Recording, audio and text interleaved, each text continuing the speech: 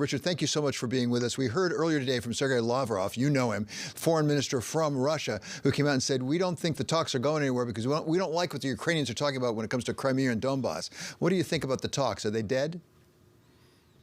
Well, it's a welcome statement of accurate truth from the foreign minister of Russia.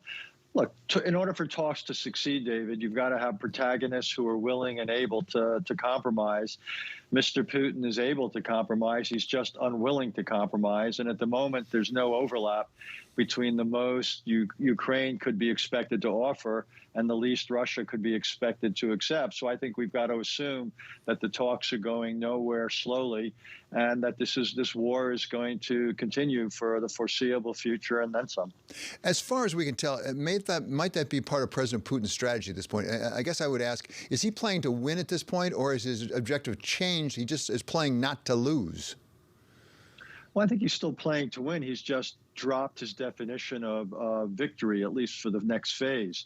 That's hence the focus on the East to create some type of rump state there in the East that Russia controls, to depopulate it so they can't mount an effective resistance.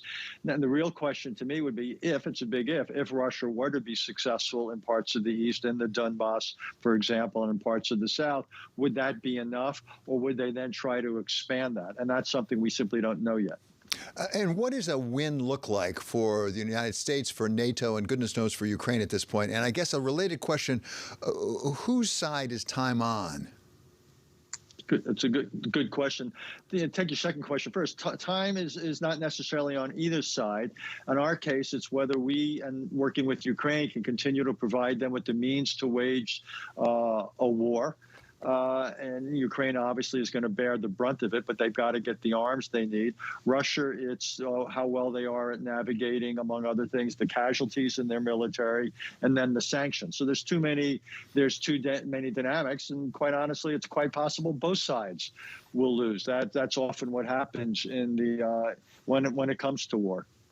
You talked about getting the arms that they need. We heard from the foreign minister of Ukraine again today saying arms is what we need to have, not sanctions. Arms is what we need.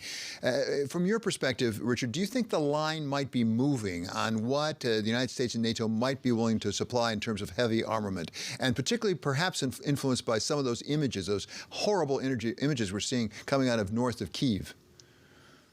Exactly right, David.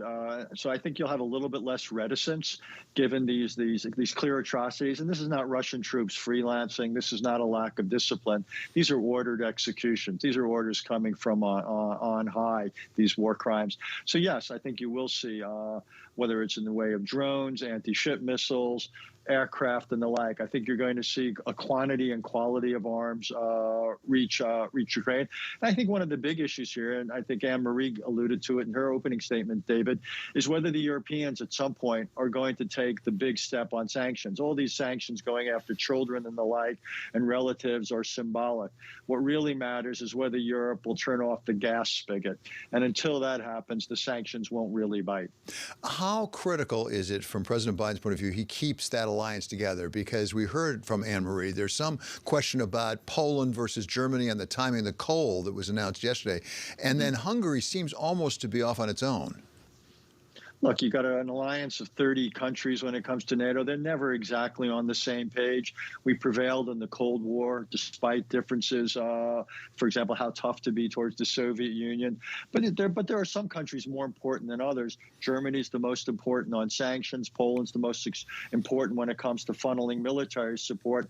As long as we keep those two countries above all on the page, I think we're okay. The biggest question may be, David, what happens with the French elections this month? Do we have an outcome there where rather than having Mr. Macron, we have